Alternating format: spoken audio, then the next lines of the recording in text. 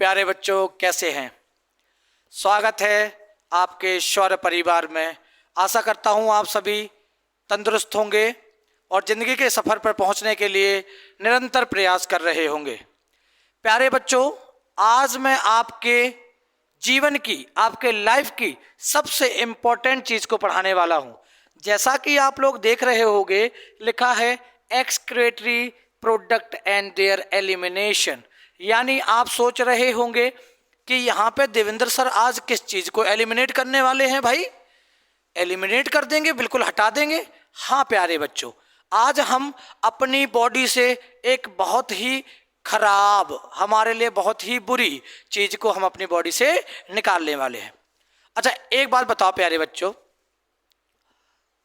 आप लोगों के घर में कचरा जमा होता रहता है डेली यूजेस की वजह से। आप देखते हो कुरकुरे, चिप्स, पिज्ज़ा, बर्गर, सारी चीज़ें आप लोग खाते हो, तो इसके जो रैपर वगैरह होते हैं, सारी चीज़ें घर में जमा होती रहती हैं। तो इनको निकालना ज़रूरी होता है कि नहीं होता है? क्यों ज़रूरी होता है? मम्मी सफाई करती हैं कि नहीं करती हैं? क्यों करती हैं? मम्मी को मज़ा आ रहा है क्या बेटा? नहीं। आप ये बहुत अच्छी से समझते हो कि अगर कहीं ना कहीं वो चीज़ें हमारे घर में रहेंगी तो हमें बीमार बनाएंगे, और बहुत बीमार बनाएंगी। क्यों? क्योंकि बेटा वहाँ पे बहुत सारे पैथोजेंस ग्रो होंगे, बैक्टीरिया ग्रो होंगे, वायरस ग्रो होंगे, फंगस ग्रो होगी, और ये कहीं ना कहीं हमें बीमार बनाएंगे। ऐसे ही सेम एज इट इज़ हमारी बॉडी में भी बहुत सारे वेस्ट मटेरियल एक्युमुलेट होते जाते हैं, जमा होते रहते हैं, जिनको बॉडी से निकालना बहुत ही ज़्यादा ज़रूरी हो जाता है। उसी प्रोसेस के बारे में बेटा आज हम बात कर रहे हैं। देखें, excretory product and their elimination. इन वेस्ट को क्या कहते हैं हम लोग? Excretory product. तो जरा ध्यान से देखें बेटा, यहां पे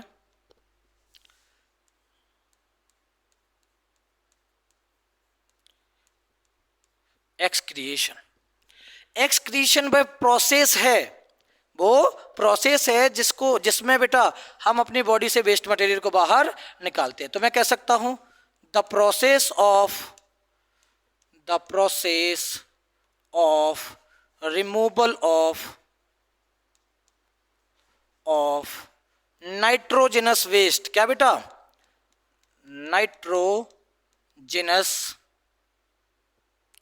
नाइट्रोजनस वेस्ट। मैं एक चीज यहां लिख रहा हूं, जरा ध्यान से देखना। मैं इसको लिख रहा हूं मेटाबॉलिक वेस्ट। मैं आपको अभी समझाऊंगा क्यों लिख रहा हूं metabolic waste. the process of removal of nitrogenous waste from body is called excretion। अच्छा समझे जरा, ये वह प्रोसेस है किसको निकालने की बेटा? नाइट्रोजनस वेस्ट को निकालने की। नाइट्रोजनस वेस्ट या मेटाबॉलिक वेस्ट। अब आप कहोगे सर ये मेटाबॉलिक वेस्ट क्या होते हैं, नाइट्रोजनस वेस्ट क्या होते हैं?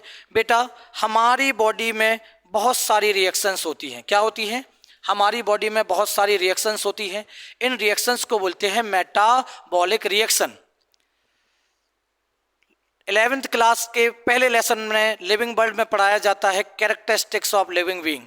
उसमें सबसे पहली प्रॉपर्टी बताई जाती है मेटाबॉलिज्म। सब बच्चे समझते हैं मेटाबॉलिज्म का मतलब है there are thousands of chemical reaction occur in our body, these reactions is called metabolism या मेटाबॉलिक रिएक्शन। अगर मेटाबॉलिक रिएक्शन हो रही है इसका मतलब ये है कि हम क्या है बेटा? लिविंग है। ये नॉन लिविंग की कैरेक्टरिस्टिक्स ये नहीं है। तो मैं आपको बता दूं, हमारी बॉडी में दो टाइप की मेटाबॉलिक रिएक्शंस होती हैं। कितनी होती है बेटा? दो टाइप की मेटाबॉलिक रिएक्शन। दो टाइप की मेटाबॉलिक रिएक्शंस होती हैं बेटा। एक होती है कैटाबॉलिज्म। क्या होती है बेटा? कैटाबॉलिज्म या कैटाबॉलिक रिएक्शन बोल सकती हो। और दूसरी रिएक्शन होती है बेटा एनाबॉलिक। कैसी बेटा? एनाबॉलिक। जरा दोनों रिएक्शन में आपको समझाता हूं, ध्यान से सुनना। कैटा मतलब नाम से ही समझ में आ रहा है, किसी चीज को काटा जा रहा है। कैटाबॉलिज्म, यानी ये ब्रेक डाउन रिएक्शन है। कैसी रिएक्शन है बेटा? ब्रेकिंग रिएक्शन है। मैं कह सकता हूं ये कैसी रिएक्शन है? ब्रेकिंग।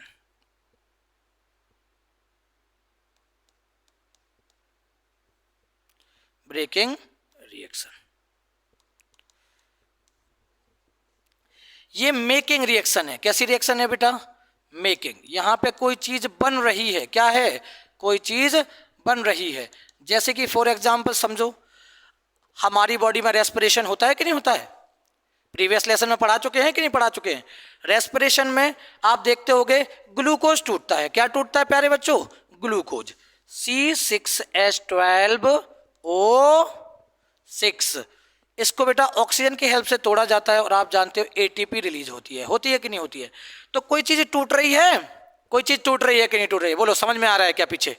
हाँ बेटा, तो ये बेटा C6H12O6 यहाँ पे बेटा ब्रेक हो रहा है। दैट्स वाई हम इस रिएक्शन को क्या बोल रहे हैं? Catabolic reaction. और एक आपने फोटोसिंथेसिस की प्रोसेस सुनी होगी, जिसमें आपने देखा होगा CO2 प्लस वाटर से मिलके क्या बन जाता है? C6H12O6। हाँ, वो बड़ी बात है, छोटी क्लासेस से पढ़ रखा होगा। क्लोरोफिल की नीड होती है सर, सनलाइट की नीड होती है सर। हाँ भाई हाँ, पर कोई चीज बन तो रही है। क्या हो रहा है? कोई चीज बन तो रही है, और ये बन रही है तो एनाबॉलिक, और कोई चीज टूट रही है तो कैटाबॉलिक। बोलो, बात समझ में आ रही है क्या बेटा? ये सारी रिएक्शन हमारी बॉडी में होती रहती हैं निरंतर, लगातार, और इसी वजह से हमारी बॉडी में बहुत सारे वेस्ट बनते रहते हैं, और इन वेस्ट को निकालना बहुत ज्यादा इंपॉर्टेंट हो जाता है। तो हम ऐसे ही कुछ खतरनाक वेस्ट के बारे में बात करने वाले हैं। क्या बात करने वाले हैं बेटा? खतरनाक वेस्ट के बारे में। आप कहोगे खतरनाक? हाँ भाई, हम बात करेंगे नाइट्रोजनस वेस्ट के बारे में। किसके बारे में बेटे? Nitrogenous waste. ये वेस्ट हैं हमारे यूरिया। क्या बेटा? यूरिया। और यूरिया से पहले बात करेंगे अमोनिया की। किसकी बेटा? अमोनिया की। अमोनिया सबसे खतरनाक, सबसे भयानक। दूसरी बात करेंगे बेटा हम लोग यूरिया की। किसकी बात करेंगे बेटा? यूरिया की। और तीसरी बात करेंगे यूरिक एसिड की। बोलो, बात समझ में आ रही है क्या? ये तीन वेस्ट मटेरियल हमारी बॉडी में निकलते हैं। निकलते तो बहुत सारे हैं, मेनली हम इनके बारे में डिस्कस करेंगे। पहला देखें, अमोनिया। क्या बेटा? अमोनिया। दूसरा है यूरिया, और तीसरा है बेटा यूरिक एसिड। क्या है? Uric acid. अब समझना बिल्कुल ध्यान से मेरी बात को। अमोनिया सबसे टॉक्सिक है, सबसे ज्यादा टॉक्सिक है बेटा, इसलिए इसको रिमूव करने के लिए सबसे ज्यादा पानी की जरूरत होती है।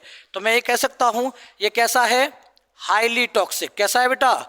Highly toxic. दूसरी चीज, इसको रिमूव करने के लिए मैं आपको बता दूं, 1 ग्राम अमोनिया को रिलीज करने के लिए 500 ml वाटर की रिक्वायरमेंट होती है। यानी समझ रहे हो बात को? चिन्नी सा अमोनिया और इतना सारा पानी। फिर तो ये सिस्टम चलता, अमोनिया निकल रहा है, इधर से पानी जा रहा है, इधर से अमोनिया निकल रहा है, इधर से पानी जा रहा है। फिर तो 2-4 पाइप लगा के घूमते, पाइपलाइन जैसे यूं। क्यों? क्योंकि बेटा 1 ग्राम अमोनिया को निकालने के लिए बहुत ज्यादा पानी की रिक्वायरमेंट होती है। बोलो, बात समझ में आ रही है क्या? चलो, तीसरी चीज आपको बता दूं, अमोनिया निकालने के लिए हम नहीं करते हैं, मैं आपको बता दूंगा अभी, हम नहीं निकालते हैं अमोनिया, पर अमोनिया को निकालने के लिए एक्वाटिक एनिमल निकालते हैं। पहले तो ये जान लो, कौन निकालते हैं बेटा? ऑर्गेनिज्म। वो ऑर्गेनिज्म जो निकालते हैं, ऑर्गेनिज्म को क्या बोलते हैं बेटा हम लोग? क्या बोलते हैं? Ammonotelic animal. क्या बोलते हैं बेटा? Ammonotelic animal. अब ये अमोनोटैलिक एनिमल ऐसी जगह रहने चाहिए जहां पे खूब पानी हो भैया, हो कि नहीं हो, तभी ही इस अमोनिया को निकाला जा सकता है। तो मैं आपकी इन्फॉर्मेशन के लिए बता दें, इन अमोनोटैलिक एनिमल के अंदर कोई भी एक्सक्रीटरी ऑर्गन नहीं पाया जाता है। ये नॉर्मली डिफ्यूजन की प्रोसेस से करते हैं। किससे करते हैं बेटा? डिफ्यूजन की प्रोसेस से ये अमोनिया को बॉडी से बाहर निकालते हैं। डिफ्यूजन पढ़ रखा होगा, हायर कंसंट्रेशन से चीजें कहां जाती हैं, लोअर कंसंट्रेशन की तरफ चीजें जाती हैं। ठीक है, अच्छा हम बात कर रहे थे डिफ्यूजन की, तो इसके एग्जाम्पल समझते हैं। आप कहोगे सर कौन कौन से ऐसे जीवाणु हैं या जीव हैं या जानवर हैं जो अमोनिया निकालते हैं, तो आपके इंफॉर्मेशन के लिए बता दें बेटा, सारे के सारे एक्वाटिक एनिमल, एक्वाटिक एम्फीबियन हो, एक्वाटिक इंसेक्ट हो, और चाहे बेटा आपकी बोनी फिशेस हो। आप कहोगे बोनी फिशेस क्यों बोल रहे, सारी की सारी फिशेस एक्वाटिक होती हैं, पानी में रहती हैं, पर आप बोनी फिशेस क्यों बोल रहे हो? बेटा किंगडम वाले लेसन में पढ़ाया था, दो टाइप की फिशेस होती हैं, कॉन्ड्रिक थाइज और ऑस्टिक थाइज। ऑस्टिक थाइज जिनके अंदर नोटोकॉर्ड कैसी थी, जिनके अंदर नोटोकॉर्ड बोन की बनी हुई थी वो ऑस्टिक थाइज, और जिनके अंदर बेटा कार्टिलेज की बोन, आप बैकबोन कह सकते हो या नोटोकॉर्ड कह सकते हो, बात तो एक ही है। तो जिनके अंदर नोटोकॉर्ड कार्टिलेजिनस थी वो क्या थे, कॉन्ड्रिक साइट। तो कॉन्ड्रिक साइट को बोलते थे कार्टिलेजिनस फिश, और बेटा ऑस्टिक थाइज को क्या बोलते थे हम लोग, बोनी फिशेस। तो ये बोनी फिशेस निकालती हैं।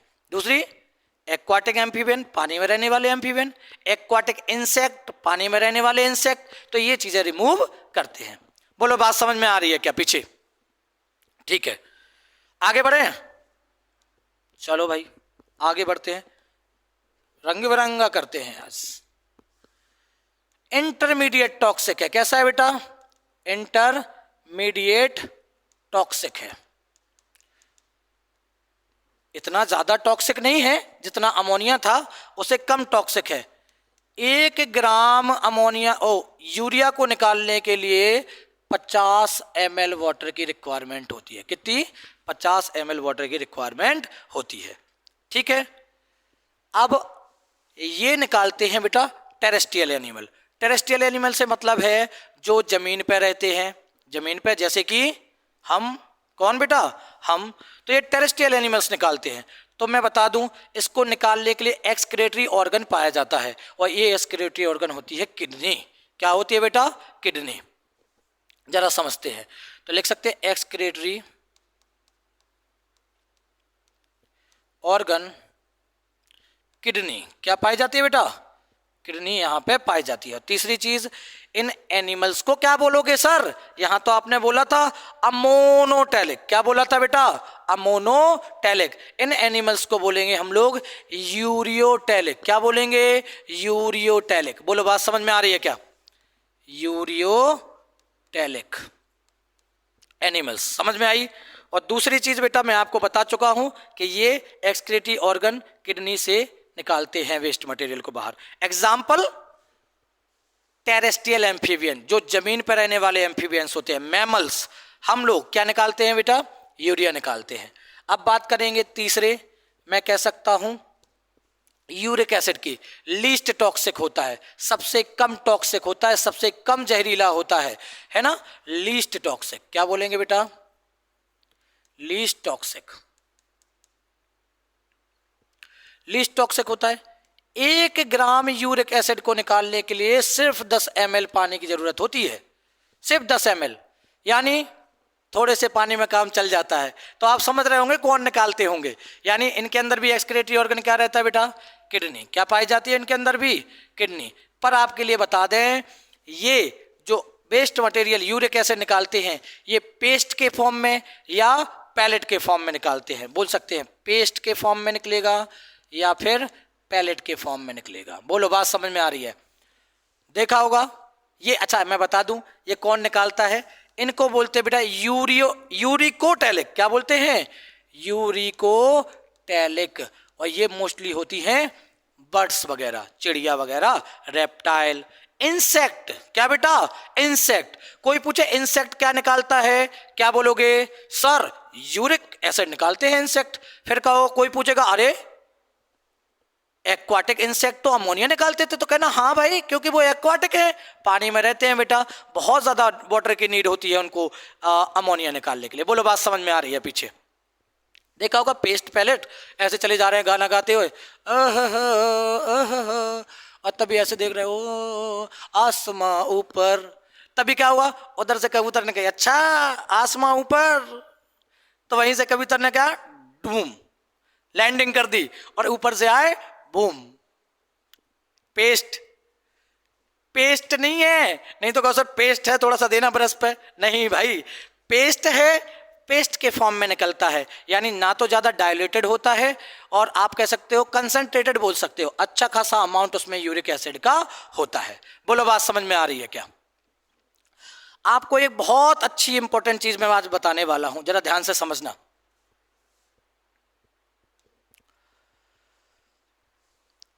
हम लोगों की बॉडी में बनता अमोनिया ही है, हमारी बॉडी में बनता अमोनिया ही है।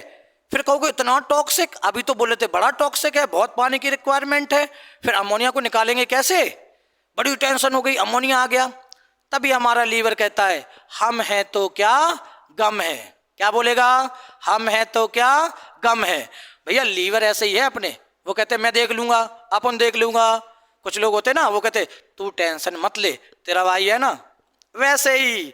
तो समझना जो हमारी बॉडी में भी बेटा क्या बनता है, अमोनिया। आप जानते NH3, क्या बेटा? NH3। आप कहोगे सर ये कैसे बनता है, थोड़ा सा मैं आपको समझा देता हूं ये बनता कैसे है, ठीक है? प्रोटीन खाते होगे, क्या खाते होगे बेटा? प्रोटीन भर भर के, लाओ भैया पनीर दो, लाओ भैया अंडे दो, लाओ भैया चिकन दो, है ना? तो ये प्रोटीन निकलता है बेटा। और प्रोटीन के आप जानते हो स्मॉलेस्ट यूनिट क्या होती है? अमीनो एसिड होती है कि नहीं होती है? अमीनो एसिड डाइजेशन लेसन में मैं आपको पढ़ा चुका हूं कि ये जो प्रोटीन टूटते हैं ये अमीनो एसिड में टूटते हैं, वो आगे जाके फर्दर टूटते रहते हैं, ठीक है? ठीक है, ये अमीनो एसिड जाते हैं हमारी बॉडी में, ये अमीनो एसिड भी टूटते हैं बेटा। ये अमीनो एसिड जब टूटते हैं तो बेटा किस में कन्वर्ट होते हैं? कीटो एसिड में। किस में कन्वर्ट होते हैं? कीटो एसिड में। जरा ध्यान से देखें, यहां यही सबसे जरूरी और सबसे इंपॉर्टेंट बात हो रही है। जब अमीनो एसिड कीटो एसिड में टूटते हैं तो अमोनिया रिलीज करते हैं। क्या निकालते हैं बेटा? अमोनिया रिलीज करते हैं, NH3। यही NH3, इस प्रोसेस को बोलते हैं डीएमिनेशन। क्या बोलते हैं? डीएमिनेशन। अमीनो एसिड से कीटो एसिड बनता है, आगे जाके ये ब्रेक होता है, पर उसके बीच में एक खतरनाक चीज बन जाती है, अमोनिया। अब ये अमोनिया बन गई तो इस अमोनिया के साथ क्या है बेटा? हमें बड़ी दिक्कत हो जाती है, हमें बड़ी परेशानी हो जाती है। तो हम क्या करते हैं, इस अमोनिया से, इस NH3 से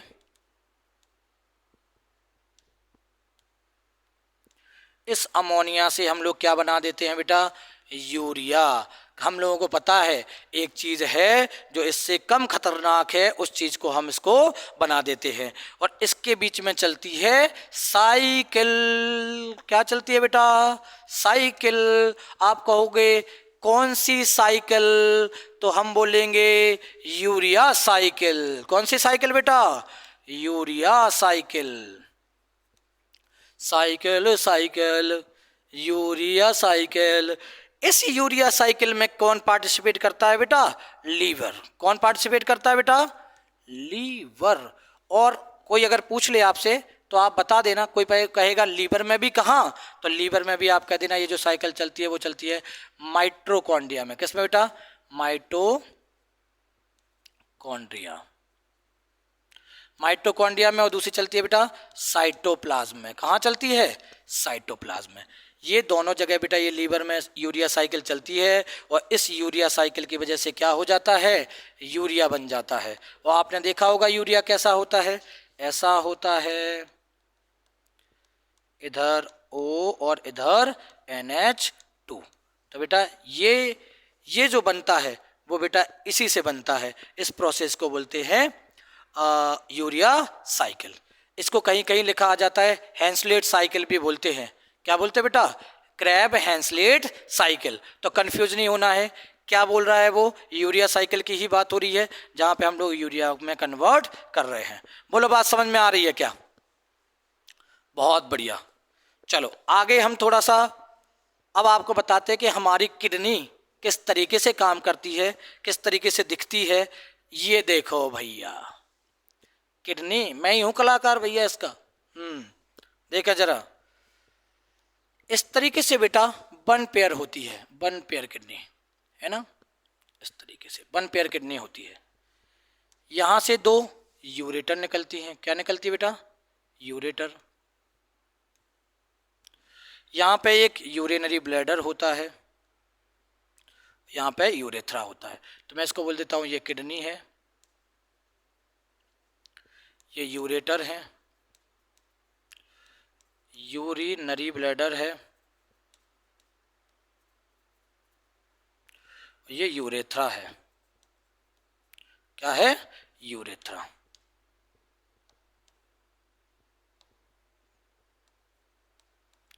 यूरेथ्रा है। अच्छा, ये जो यूरिन बनती है, यूरिया बनता है, वो बेटा ब्लड के थ्रू ही आता है। किसके थ्रू आता है बेटा? ब्लड के थ्रू। तो ये आ गई अपने रीनल आर्टरी। क्या आ गई? Renal artery. और यहीं से आती है रीनल वेन। क्या आती है बेटा? Renal vein. तो ये भी आ गई यहाँ पे और ये भी आ गई। ठीक है, अगर कोई पूछे तो कहना ये रीनल आर्टरी है। क्या है बेटा? Renal artery. और ये रीनल वेन। समझे? रीनल टर्म यूज किया जाता है बेटा किडनी के लिए। जैसे हार्ट के लिए हम लोग क्या करते थे? कार्डियक। लंग्स के लिए पल्मोनरी, है ना। लीवर के लिए हेपेटिक। बार बार ये टर्म यूज करते थे ना। ऐसे बेटा हम लोग किडनी के लिए क्या टर्म यूज करते हैं? रीनल। अब जरा बात सुने, ये तो ऐसे दिखती है, यहां पे बेटा चलती है क्या? फिल्ट्रेशन की प्रोसेस। क्या चलती है बेटा? यहां चलती है फिल्ट्रेशन की प्रोसेस। और यहां से फिल्टर होके ये जो यूरिन होता है वो यहां से आगे बढ़ता है और यहां आता है यूरिनरी ब्लैडर में। यहां पे फिल होता रहता है, यहां पे भरता रहता है। और ये जब कंप्लीटली फिल हो जाता है, यहां देखो दिख रहा है कि नहीं दिख रहा है? ये कंप्लीटली फिल्ड हो जाता है तो ब्रेन को मैसेज जाता है, क्योंकि इसकी बॉल पे लगता है प्रेशर। इसकी बॉल पे क्या लगता है बेटा? प्रेशर लगता है। और प्रेशर की वजह से मैसेज जाता है ब्रेन को, फिर हम क्या करते हैं बेटा? यूरिन को रिलीज कर देते हैं। अगर इस किडनी को काट के देखेंगे तो इस तरीके से स्ट्रक्चर दिखेगा। क्या देखेगा? इस तरीके से स्ट्रक्चर दिखेगा। मैं इसको मिटा दूं? बोलो, मैं इसको मिटा दूं क्या? क्योंकि मुझे इसके नाम लिखने हैं बेटा यहां।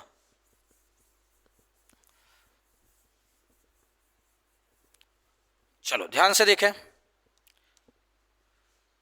बेटा, ये जो बाहर वाली लेयर होती है इसको बोलते हैं रीनल फेसिया। क्या बोलते हैं बेटा?